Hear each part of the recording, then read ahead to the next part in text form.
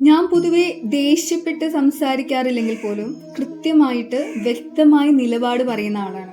അതിൻ്റെ തന്നെ എല്ലാ വിഷയങ്ങളും ഞാൻ ഫേസ് ചെയ്യേണ്ടി വരാറുണ്ട്, ബുദ്ധിമുട്ടേണ്ടി വരാറുണ്ട്. അപ്പോൾ ഒരു പോയിന്റൊക്കെ എത്തുമ്പോൾ നമുക്ക് ഇമോഷൻസ് മാനേജ് ചെയ്യാൻ പറ്റാതെയൊക്കെ വരും.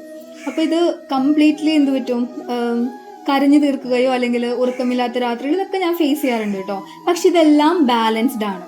വേറൊരു അർത്ഥത്തിൽ പറഞ്ഞാൽ കൃത്യമായിട്ട് 10-15 മിനിറ്റ് കരയുക, പിന്നെ അതങ്ങ് റിലാക്സ്ഡ് ആവുക, അല്ലെങ്കിൽ എന്താണോ ആ നേരത്ത് പ്രോപ്പറായിട്ട് മാനേജ് ചെയ്യുക എന്നുള്ളത്. ഞാൻ പറഞ്ഞു വരുന്നത്, നന്നായിട്ട് സംസാരിക്കുന്നു അല്ലെങ്കിൽ ചിരിച്ച മുഖമാണ്, അവിടെ ഫീലിങ്സ് ഇല്ല എന്നോ അല്ലെങ്കിൽ എല്ലാം ഓക്കെ ആണെന്നുള്ളതെന്നല്ല, പക്ഷെ ഇതെങ്ങനെ ബാലൻസ് ചെയ്യാം എന്നുള്ളൊരു വസ്തുതയിലേക്ക് അവർ മാറി എന്നാണ് അതിനർത്ഥം. ഇത് ചെയ്യേണ്ടതിൻ്റെ ഒരു ആദ്യത്തെ കാര്യം എന്താ പറയുക, നമുക്ക് പെട്ടെന്നൊരു ഇമോഷൻ വരുമ്പോൾ അത് ദേഷ്യമാണ്, എസ്പെഷ്യലി ദേഷ്യം. ഓക്കെ, പലപ്പോഴും വലിയ വലിയ പ്രശ്നങ്ങളുടെ തുടക്കം ദേഷ്യമാണ്, പെട്ടെന്നുണ്ടാവുന്ന ദേഷ്യമാണ്. ബാക്കി ഇപ്പോൾ സന്തോഷമാണേലും സങ്കടമാണേലും പ്രകടിപ്പിക്കുന്ന പോലെയല്ല, ദേഷ്യം പ്രകടിപ്പിക്കുമ്പോൾ ഉണ്ടാവുന്ന ബുദ്ധിമുട്ടുകൾ മറ്റതുങ്ങളെ അപേക്ഷിച്ച് ഇച്ചിരി കൂടുതലാണ്. അപ്പോൾ നിങ്ങൾക്കൊരു ഇമോഷൻ വരുമ്പോൾ അത് എന്താണെങ്കിലും എങ്ങനെയാണെങ്കിലും ഇത് എവിടെ നിന്നാണ് വരുന്നത് എന്ന് മനസ്സിലാക്കുക.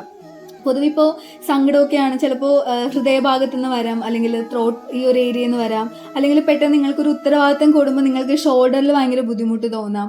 അങ്ങനെ പല രീതിയിൽ നമുക്കിത് ബോഡി തന്നെ നമുക്ക് മനസ്സിലാക്കി തരും. അപ്പോൾ ഇനി മുതൽ നിങ്ങൾക്ക് അങ്ങനൊരു ഇമോഷൻ അതികഠിനമായിട്ട് വരുമ്പോൾ അത് എന്ത് തന്നെ ആണെങ്കിലും ആ റിയാക്ഷന് മുമ്പായിട്ട്, ഓക്കെ, അല്ലെങ്കിൽ അത് അങ്ങ് പൊട്ടിക്കരയണതിന് മുന്നേയോ അല്ലെങ്കിൽ ആ ഒരു മിനിറ്റെങ്കിൽ അല്ലെങ്കിൽ ഒരു 30 സെക്കൻഡ്സിൽ നിങ്ങൾക്ക് അത് എവിടെ നിന്നാണ് തുടങ്ങിയെന്ന് മനസ്സിലാക്കാനായിട്ട് ഒന്ന് വെയിറ്റ് ചെയ്താൽ, എന്തുകൊണ്ടാണെന്ന് ചിന്തിക്കാൻ ആരംഭിച്ചാൽ വലിയൊരു ചേഞ്ചസ് ആണ് അവിടെ നടക്കുന്നത്.